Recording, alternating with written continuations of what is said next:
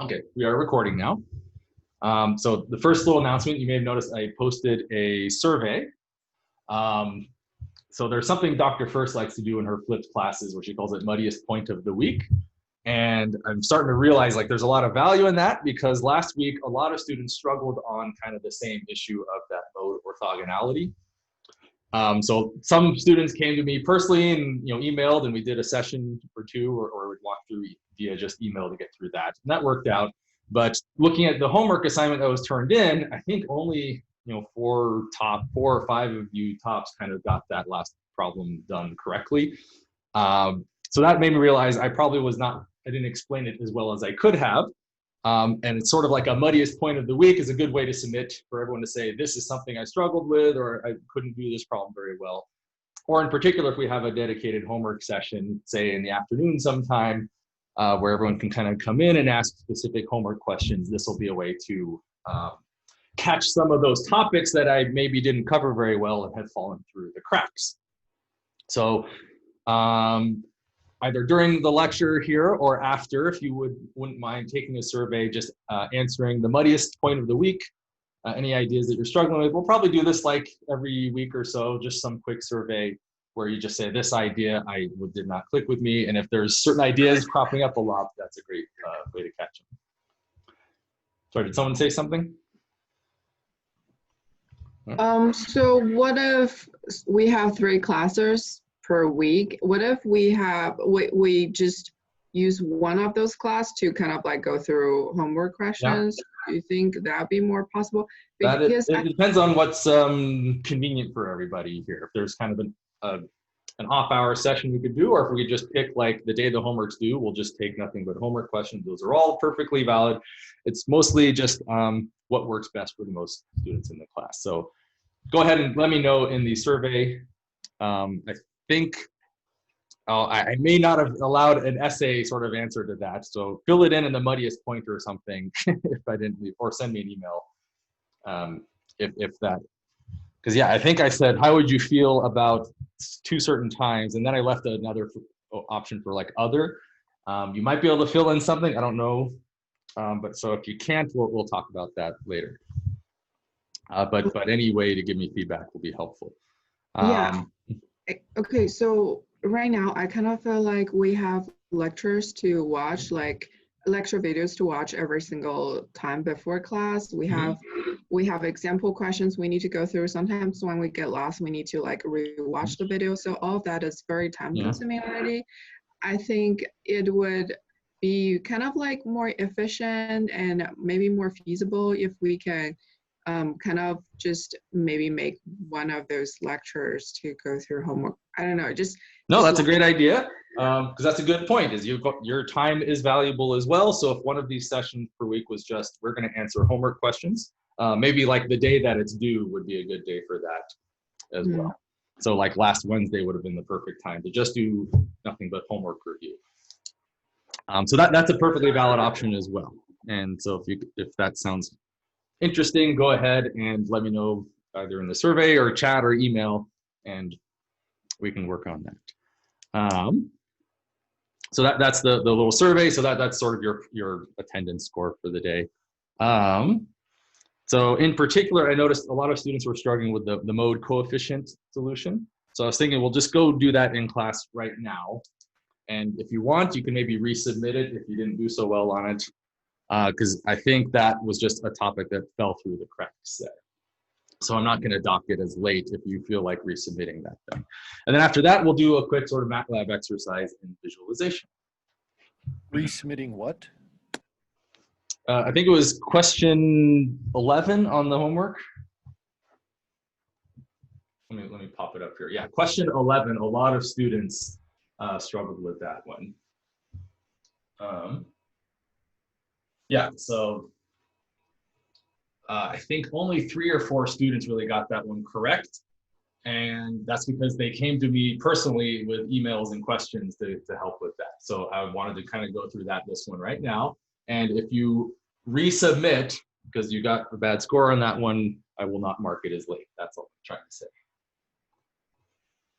So let me pin here. Okay. So I'm going to my notepad here. So for question 11, you were given an electric field profile for a TE waveguide. So this is your X component here. And you were told something like this, 10 volts per meter and 0, where this was 0 less than or equal to Y less than or equal to D over 2. So what that implies is you draw out your waveguide like so. And you imagine, again, our little cross section down the middle. And we are told a field profile down this little cross section here. So this is Z equals 0. We're taking a slice. So imagine grabbing this and rotating it and graphing it.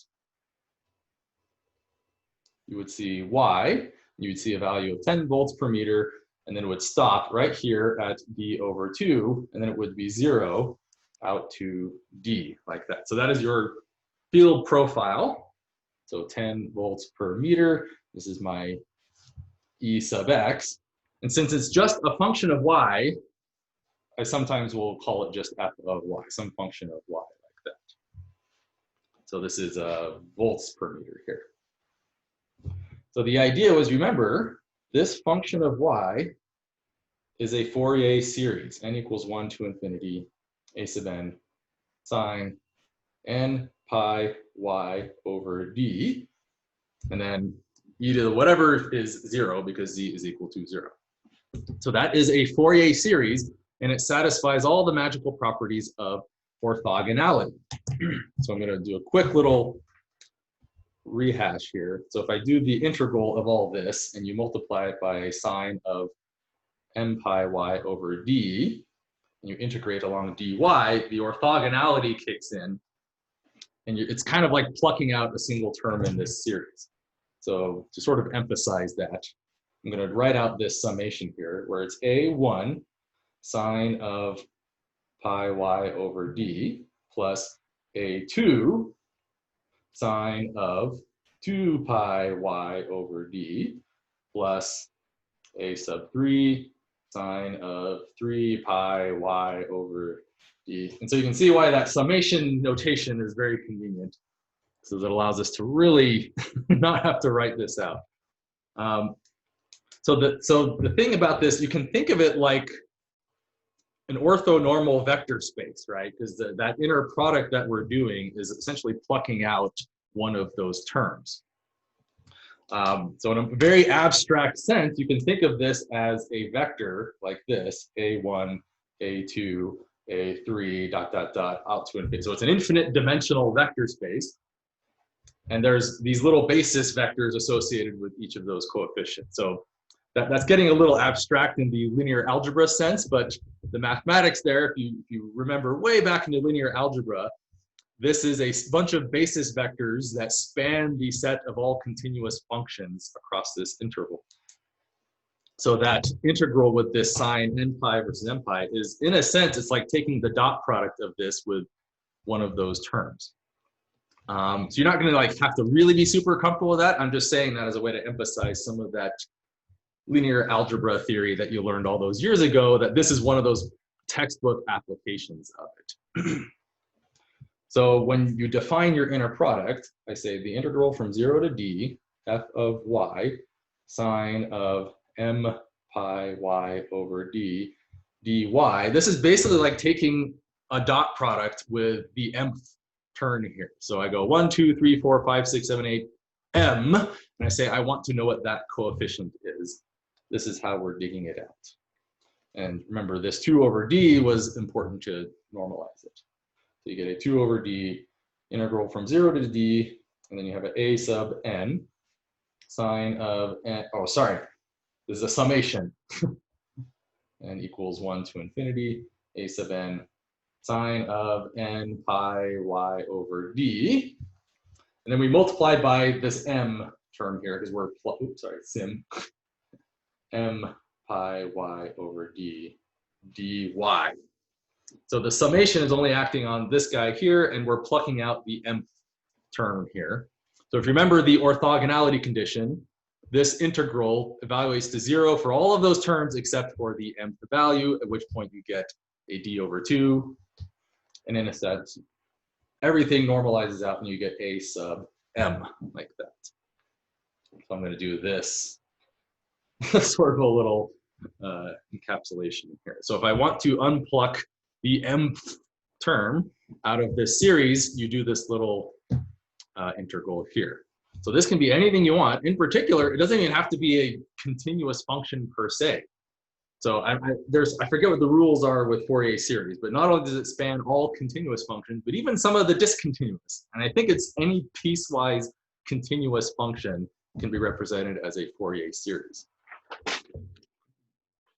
So then all you have to do, we say a sub m is equal to 2 over d times the integral from 0 to d, and you just plug in this function here. So you notice it's some constant value up halfway, and then it goes to 0. So what that means is this integral only has to be evaluated halfway because it goes to 0 for the other half of it. So I get 10 volts per meter sine of m pi y over d dy, like that. And so you can call this letter here is kind of arbitrary now. So it's common to kind of go back and call it n again, but we can leave it as m. So a sub m becomes 2 over d, and then you get a 1 over, I'm going to call this gamma sub m, cosine gamma sub m y from 0 to d over 2, and then there's a negative on that. So what you'll then get finally is negative 2 over d, 1 over gamma sub m. You'll get a cosine of gamma sub m d over 2 minus 1. So that is the mth coefficient. And you can leave it as this, but it helps to simplify. For example, my gamma sub m is m pi over d. So you'll get over here, well, that will then simplify to negative 2 over. Are we missing 10 volts per meter? Oh, sorry, thank you. I'll put 10 volts per meter there. I'm just going to call it 10. Sorry, thank you for catching that. So then we'll get basically 20, and then we'll get a m pi on the bottom, cosine. We'll just write this m pi, so it's m pi over d times d over 2, and you get m pi over 2 minus 1, like that. So those are your coefficients that you have to reconstruct. So I hope that you can kind of take it from there. I wanted to go focus on another part of the assignment here, but this is the series you need. And you can just plug that right into your MATLAB loop when you reconstruct your field profile. So if we go back to the beginning, I now have these coefficients here, which I can truncate out to so many terms, and you get a solution. So let's go ahead and pull up MATLAB here. So you can just see the answer for yourself. I'm going to do a screen share. So you notice that's exactly what we've done in our loop. You can, so when I did this myself, I thought I was being clever by basically calculating this out for each special case as it goes around the unit circle, but it turns out it's easier to just leave it in this form rather than have to bother with all those conditionals there. But that's where that idea of like every fourth term turns out to be 0, right? Because if I get a 4 pi over 2, I get a 2 pi, and this thing goes out to 0. But it's way too much hassle to bother. Just leave it in that exact term, and MATLAB will crunch on it just fine. And so you notice I'm plotting 50 terms in my series here. So we'll go ahead and run that. There it goes. So this is what the actual coefficients look like when you do the stem plot. And you notice every fourth one is evaluating to 0. And you get this sort of weird bouncy up and down pattern here. So that's what you should see if you basically, whoops. So that is the magnitude of this thing here. So you see how the cosine is going to go in steps of pi over 2 around the unit circle, and then you're subtracting this 1 after the fact. And then the field profile, when you reconstruct it, will do something like this. So you see how it's trying to approximate that thing, but you get a non-zero value over here in the 0 region. And so I have to then start adding more and more terms to create a better result. So I think in your homework, I just asked you to do the first 20 terms, which will look something like that. So it's a nice crude approximation there, but you see how it's trying really hard to track that little half pulse there. And then of course we can make it like 200 terms and it'll just grind on that. And you see this sort of thing here. So, all right, so as you go to infinitely many, there's that Gibbs thing again. And as in the limit to infinity, that'll squish that area to 0. And so you have these tiny little dots, but they won't have any energy in them. Okay, but that sort of orthogonality thing where you unpack the coefficients is what I was trying to emphasize. Yeah, is there a question? So I was just doing the survey and I realized you kind of like thinking about having office time Wednesday in the afternoon. So we actually have one of the lab is. Oh, you're right. That was a terrible suggestion from me. Oh yeah, it's fine. I think it's nice to have office hours as somewhere that we can go for, I don't know, extra questions, but maybe Monday and Friday would work better for a lot of us. I'll put together another survey and I'll just leave it, fill in the blank and just tell me times I get. Well, I guess, yeah, we can have Monday in class, Friday, sorry, we can have in class or we can pick a time and I'll suggest some more times, I guess, in the afternoon, Monday through Wednesday. And I'll leave a slot where you can just fill in a blank too if you have other preferred times, something like that. So I didn't put that survey together, but I'll redo it to maybe give you a few more options to fill some things in. So I'm sorry about that. I didn't think about the Oh, yeah. labs. Yeah, you good. And I was wondering, what if we reduce some of the example questions during lecture time so we have more time to go through homework questions? Do you think it will be a feasible option since a lot of example questions are fairly redundant? Just like homework questions, and right now just watching lecture videos during class time and also rewatching it is fairly time consuming already, at least to me. So that's just what I'm thinking. So my initial attitude was to do problems that are similar to what's on the homework without just like going through it directly and hoping you can kind of springboard off of that. The problem is if I miss some key idea along the way, it leaves a lot of you high and dry. So that's why I'm thinking maybe like the day the homework is due or something, that'll be an opportunity to just say, ask me any particular question about the homework that you're stuck on and we'll kind of go through it. And I won't necessarily do it for you, but I'll do something like the derivation I just did and then sort of show you what you should be seeing. And maybe that can kind of get you going. Is that? And again, it's kind of, that's a tentative plan unless somebody has some suggestions or explanation of why that's a terrible idea. But I think something like that will be a little bit better in the future. Or we can just have a homework session, say, but I'm not sure I like that because sometimes material won't come up until the day before or after. So I kind of like the idea of using maybe the first half of one of our classes here to do that sort of thing. But again, I'll redo the survey and I'll just leave it more open-ended to tell me what your preferences are. Yeah, I think we should just maybe like give it a try and see how it goes. Yeah. So last time there was a suggestion where we could go through with a MATLAB exercise to visualize the field profiles in a rectangular waveguide. So I was going to just do kind of a walkthrough and you can follow along. And if you struggle, that's okay. I'll just kind of post the code after we're done. And because I think it'll be very interesting to have your own code there where you can play around with the modes and see them for yourselves. Because the illustrations in the book are just not very good. So I'm gonna do, let's see here, render rec profile. So I'm going to share my screen here after I delete all this code. There we go.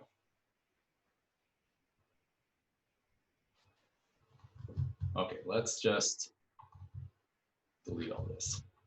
So we're gonna do this from scratch, like so.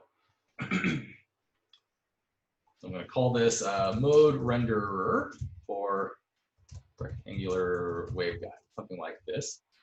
And this is going to be kind of a good way to show you how I like to code things in terms of code neatness and legibility. So as a general rule, you want to have your name and date on your code, especially to let yourself know when this was last updated. It's not the most important thing for a class like this, but if you're going to share code out in the world, it's important for people to know like what version of this code is, right? So if you're going to update it from time to time, it's nice to have that little piece of information there. And you notice I like to include a header as well, where I really just block it off visually. You don't have to do that, but it's something I like to do, where you explain what exactly this script or function is doing. So I don't necessarily have to look at the code. I just read this thing here, and it will tell me exactly what the rest of this stuff is doing, whether or not I want to be interested in it. And what's also interesting, so if I run this real quick, if we go back and you go to your command line, you type help. So I've created this script called render rect profile. And if I say help, it will actually spit out all of those comments at the top of your script. So someone can even, so you can think of it as you're creating the help documentation for that exact code that you're writing, and it'll echo all that stuff for a user after the fact. So that's the purpose of all this stuff up here. So the general rule, you want to clear everything. So you don't want variables from your previous work session to overlap with whatever you're trying to do now. So I always like to clear everything before I work on a script. So first things first, we're going to define model parameters, okay? And what do I mean by that? So I like to kind of section my stuff up in little blocks like this. So a rectangular waveguide is defined by a length. A is, say, 1 meter. B is going to be 0.5 meter.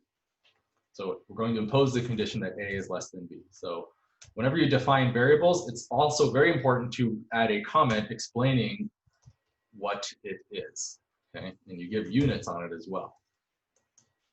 So I'm even going to say waveguide parameters, like that. I'm also going to need a frequency of excitation. So for a meter, this is a relatively large waveguide, a meter, right? So we'll pick something like 500 megahertz. So we'll say frequency of excitation. And then we'll need some mode numbers that we want to render. So I'm going to say n equals 1 and m equals 0, something like that. So we'll say X mode number, and we'll add units like it. So I like to put my units in brackets. You can use parentheses too, but I think brackets are a nice little bit of a call out, like that. So this should be all the information you need to define a waveguide.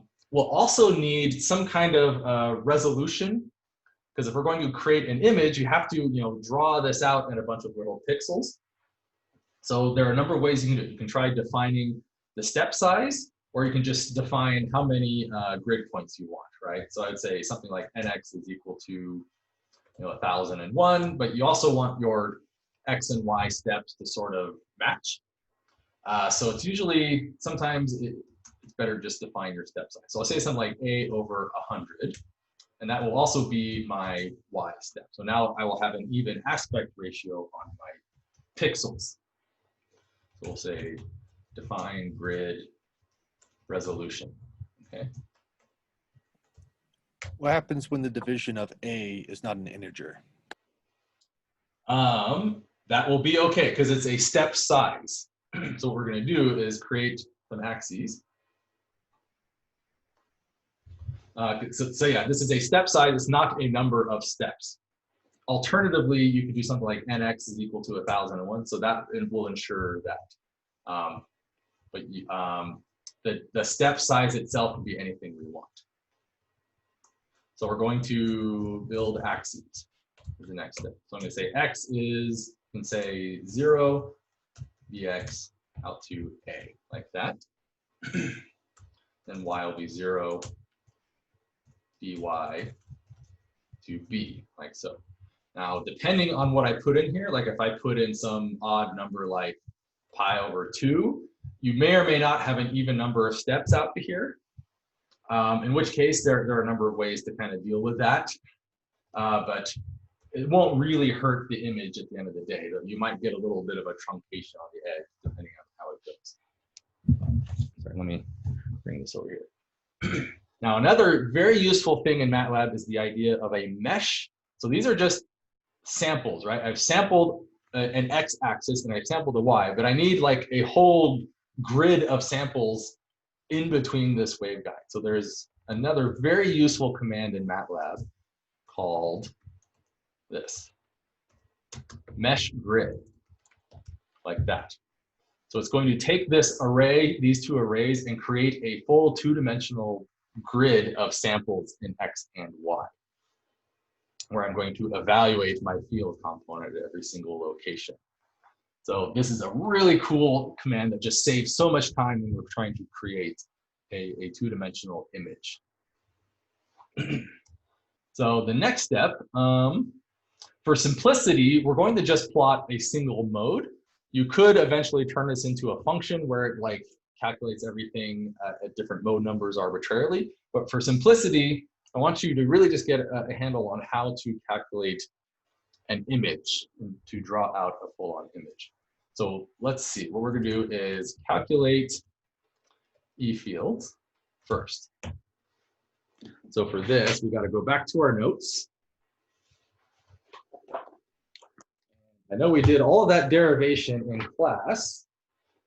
Oh, poop, did I throw away? I might have thrown away my notes on that, didn't I? I think I did. That's okay, it's all in the book. Because we just derived the book answer, didn't we? So we are doing a TE waveguide. There's the solution. So I'm just gonna put this into the camera here, so hopefully you can see. If you go to my desktop camera, you'll see all those equations there. What page number is that? This is page 112. So we're going to need to calculate an EX and an EY if we want to do an E field profile. We could alternatively do the H fields using a similar calculation, but I like using the E field for this case because it only has the X and Y components, which you can then use to draw like a vector field on top of that. You don't have that Z to worry about. Okay, so, we're also going to need a mode amplitude. So I'm gonna say E naught. I'm just gonna call it, I don't know. Well, except we gotta be a little careful because everything is referenced against the H field. So I'm gonna call this H naught. In fact, this is the magnitude of HZ mode. So this is the thing I kind of don't like about this particular derivation, is everything is relative to the Z component of your H field is how you calculate all of these other field amplitudes. So there's going to be some annoying trickery that gets involved in there, but that is okay. So let's see. So we're also going to have to calculate mode numbers. So let's do that up in here. Or sorry, not mode numbers, propagation constants. So we had our beta, or KZ, which actually we need to calculate our X and Y bits for. So you can think of it as your gamma X and gamma Y, or your K, I like to call it K sub X, because it reminds me of that Pythagorean relation. And that was M times pi over A. Then there's KY was N times pi over B. And then KZ was the square root K naught squared minus KX squared minus KY squared. And now I have to calculate this guy here. So we'll just say K sub 0 is 2 times pi times, so it's a mega over the speed of light, like that. So you see I've defined all I like to define constants just here at the beginning. So that'll be accurate out to a gazillion decimal places. So there's my C naught. So I can calculate my intrinsic wave number. So we'll do some.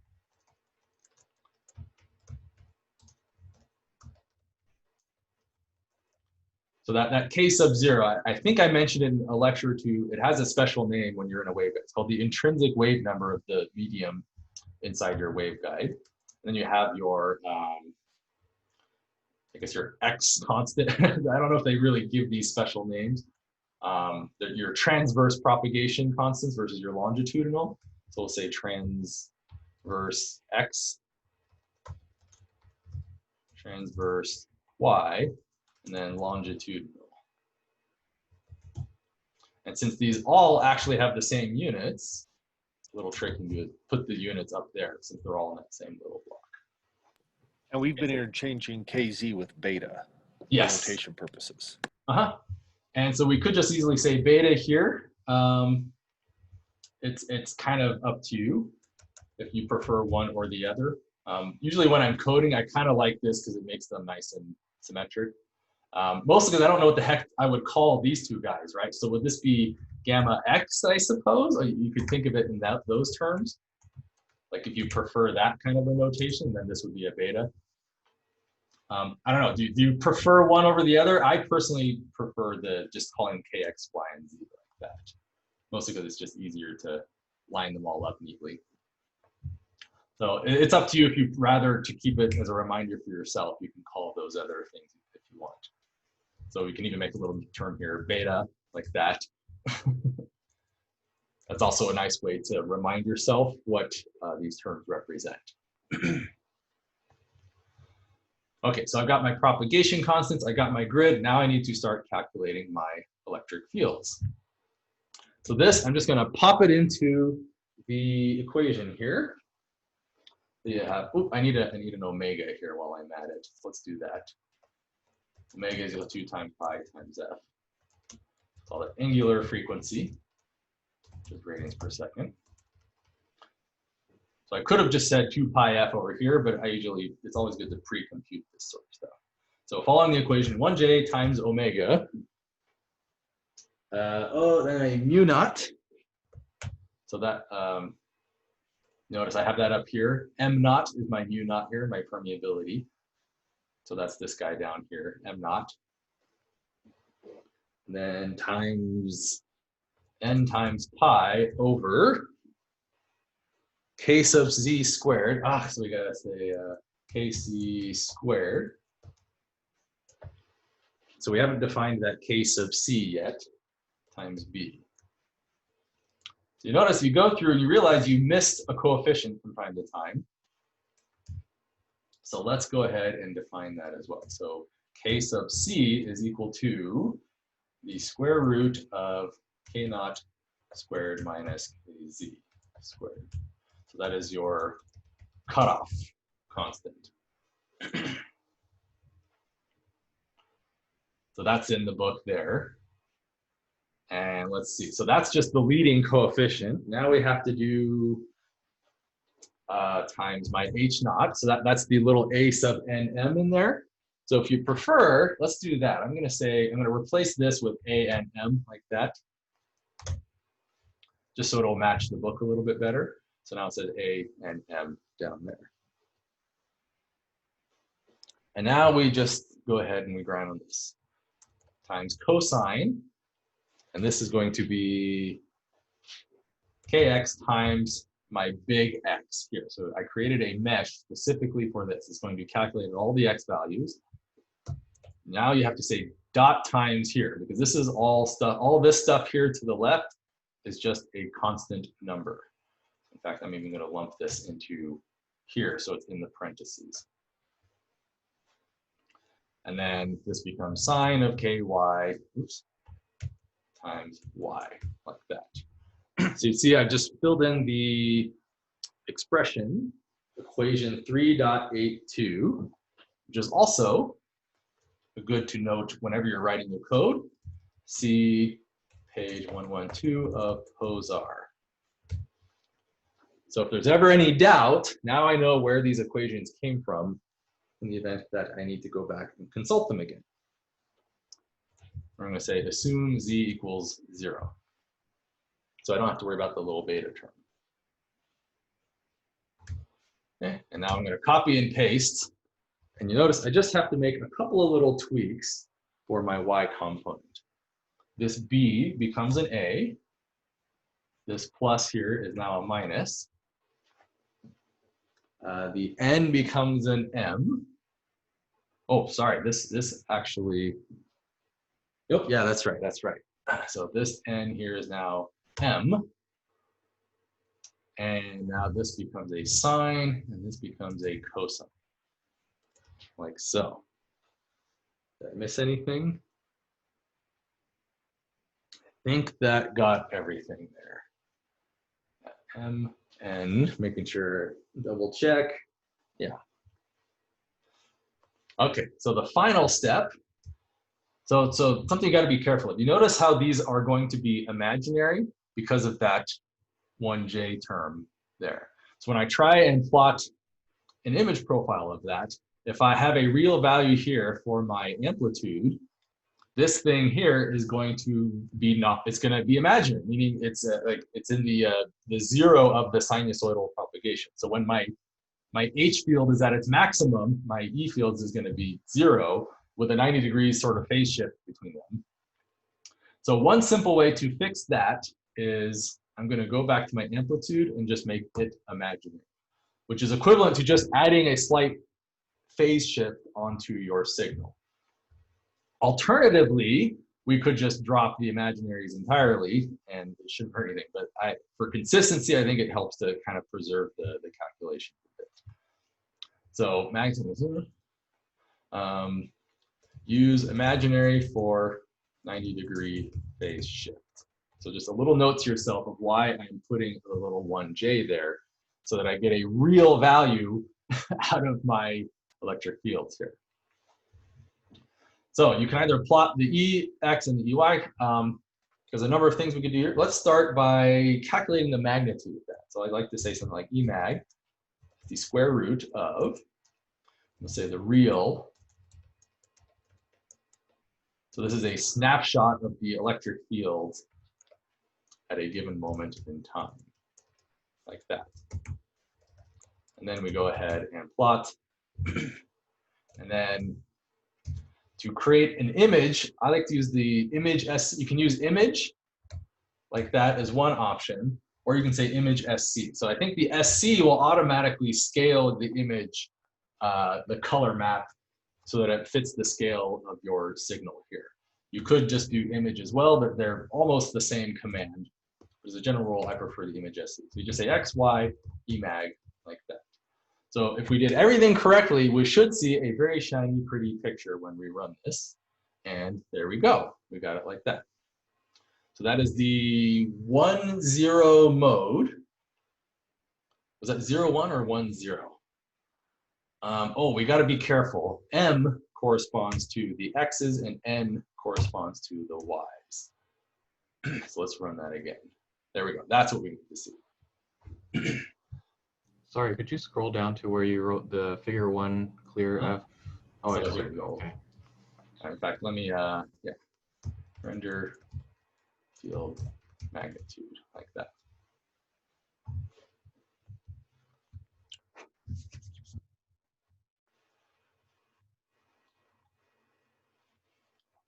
Now there's a few extra little tricks we can do here. So first off, we want to label our axes. So we'll say X label is X distance, and we have units of meters. So we'll put our Y here like so. Another very useful thing is the color map command, and there's a whole bunch of different color map schemes you can do. My favorite is called Jet. You can also tell it the resolution, your color resolution. So it'll be 255 colors using the Jet color map scheme. So all that will do is change the color here you see. So you notice how blue is weak and yellow is strong. With Jet, it goes from like blue to orange to red instead. So watch what happens when I run this. There we go. So it looks basically the same, it's just a different color mapping scheme. You can actually do color bar like that, which will then add this little guy here. So you can see now I have my electric field. So whenever you're doing an image plot, you also want to know what the heck am I looking at, right? I have an X and a Y, but what do these colors represent? So for that, it helps to use a title. So let's say E field magnitude, and you just do something like that. And you say volts per meter is the units, boop, like that. Or if you want to be really clever, you can do something like kilovolts per meter, and then you would just divide by 1,000, like that. There you go. So we want to scale our units a bit so they're a little more neat. Okay, so that is how we create image plots in MATLAB. That image SC is the first command that's going to be your friend. And using this mesh grid is the very powerful tool, because you notice how this is actually a matrix of X and Y values where everything was calculated at. In fact, a fun little quick demo is to just, so there's my X values. So you see they're constant if I go vertically, and they go from 0 to A along the X direction. So see, I just plotted an image plot of that X matrix that it created. Then if I do the Y matrix, you'll see a similar thing. Oh, so sorry. So you notice this is a thing MATLAB likes to do where the positive direction is down. It likes to do this because it thinks you're plotting a matrix. So when you're indexing a matrix, the 1, 1 coordinate is way up here on the left corner, and then the NM is down at the bottom right. But I want this to represent an actual plot of something in sort of space. So a very handy command for that is you say axis X, Y. So it's going to treat it as if these are sort of spatial coordinates, not a matrix. So now it'll do that instead. So you see how it flip-flopped the vertical axis there. So now my origin is here on the bottom left instead of the top left. So that's all that is there. But that's something to be mindful of in MATLAB is it's matrix laboratory. So it by default thinks you're trying to plot a matrix of things. So it will want to use a matrix convention rather than kind of a spatial XY grid convention instead. So be mindful of that whenever you're doing these image plots here. Okay, so then we'll go back to Emag over 1,000, and there's that. So ideally, I should be able to just start playing with this. Like, let's see, here's the 1-1 mode. You start seeing this sort of weird effect, right? And you can just go to town with this. Okay, 5, 2, and these are now the electric field profiles, just building up on top of each other. So you also we could increase the resolution here. Say, let's make this 1,000. So you see how that refined all that nasty pixelation on the image. Okay, so we're pretty much out of time, but there is one last thing I would like to show you if you're interested, and that is how to draw a vector field. So MATLAB has some built-in vector commands, but I kind of personally hate them. So I created my own code instead, which I'll upload if you're interested in using it. So I created this little function called draw vector field, where you give it your axes, X, Y, and you give it your field profile, and then you have all these little parameters you can do to define the colors versus the scale versus the offsets and things of your vector field. So what we're going to do is just really quick, again, I will upload this to the Canvas page. But you just do this command here. You have to fill this params with X samples, I think. We'll say something like 31. I believe that's what you need, because it says here, yeah, num_x samples. So you can tell it how many Y samples you want. If you want a phase shift, can you scale, can you do cutoffs and things, but it will assume a bunch of this stuff by default. At the bare minimum, it needs to know how many samples do you want in this grid of vectors that you want to draw. So if we draw that, oop, and there it goes. So you see how it added all the arrows there to your vector field. So you have a nice pretty visualization of how strong is the vector at each point and which direction is it pointed.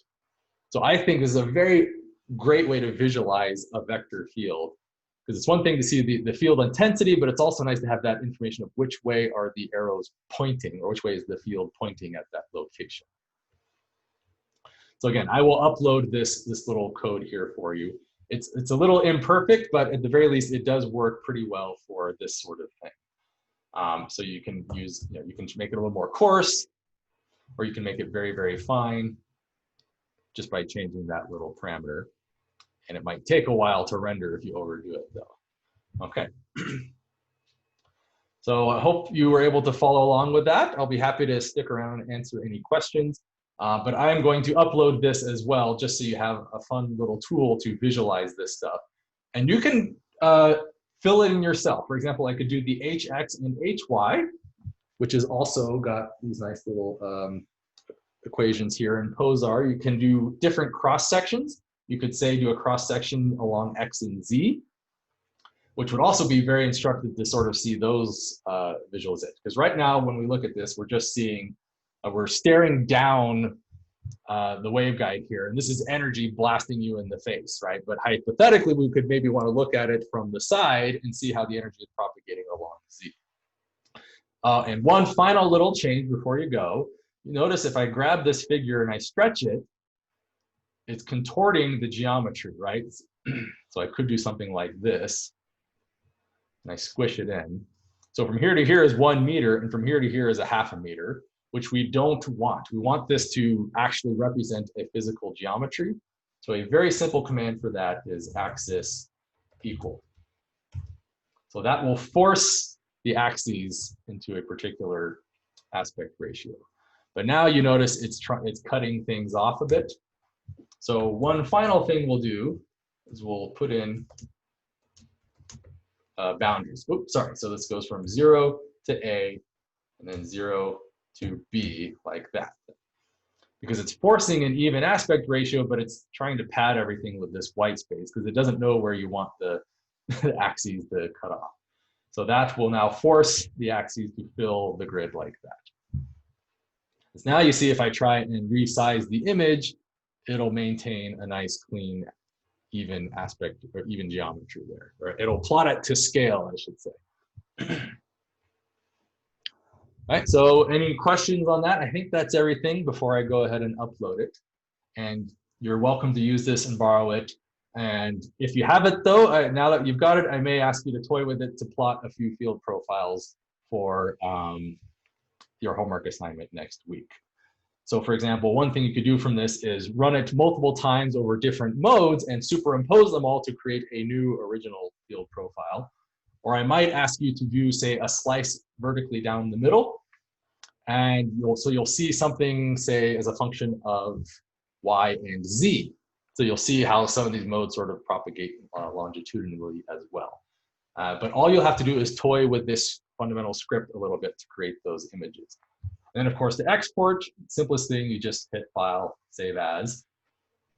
And whenever I ask you to do something, just remember to save it as a PNG, or there's bump map and JPEG are all acceptable. I usually prefer JPEGs and PNGs. Okay. So again, any other questions before we upload that and sign off? I had a quick question. I kind of missed how you made your selection of the AMN constant for 1J. Would that change as your modes change as well, or? So this is defining the Z component of your H field. So that was sort of the anchor point by which we referenced all of the other fields. So what that also means is you see how if you go to Posar, there's already this 1J term here in your signal. So what's going to happen is this command is going to expect real valued data. Like, what does it mean to plot an imaginary number? Like, it doesn't know what to do with that. So intuitively, you can think of that as when the HZ component of your field is at a maximum, your electric field will be at 0. And then when the HZ is at 0, your electric field will be maximum. So there's a 90-degree sort of phase shift between those two field components. And that is what this 1J term is representing. So the problem then is if I make this real valued, that means I'm going to get nothing but zeros here if I try and plot it, right? So if I put in a real value here, these two field components are going to now be imaginary, and it's going to plot a whole lot of nothing because there are peaks and valleys in this wave as it's propagating down the waveguide. So that is Gotcha. why we want to put just a J there. It's adding a 90-degree phase shift so that this will actually be at the peak value there. You'll see that. Got it. Thank you. So yeah, so obviously if I want to do my H's, you would put in your H here, and then you would just adjust this coefficient here and adjust these little terms here, and you'll get your H field as well. And we can play around with that. If I want to go along Z, you could hypothetically, you would pick a value for your Y, and you would have to create, say, a Z axis going from 0 to, say, 1 meter or something like that. And then you would create your mesh grid around Z, and you just translate your axes and look at that. But it's very hard to glean a lot of intuition because you're looking at this two-dimensional cross section of this blob of energy propagating down this waveguide in 3 dimensions. And not only are there 3 spatial dimensions, every vector has its own 3 components associated with it. So you have just this blob of energy with arrows pointing every which direction between your E and your H. So it's very difficult to wrap your brain around and visualize it, but this is like a very good tool in terms of just drawing a little cross sections as you go. So like I said, I will go ahead and upload this. If you got your own version of it, that's great, but this is a nice little baseline tool that you can modify for yourself to do some visualizations later. Okay. Question There's about nothing the else. mesh grid. Say that again? I just had a question about the mesh grid. Mm-hmm. So usually we use linspace to scale along the x-axis and the z and the y-axis. Mm-hmm. I opened up the array for capital X, for instance, and it's a 51 by 101 double array. Yep. What is happening when we're putting in cosine kx times capital X? That's a good question. Let's just, I'm gonna stop sharing real quick and end the recording because we're out of time there, but you're welcome to stick around and we'll go over that real quick. Sure. So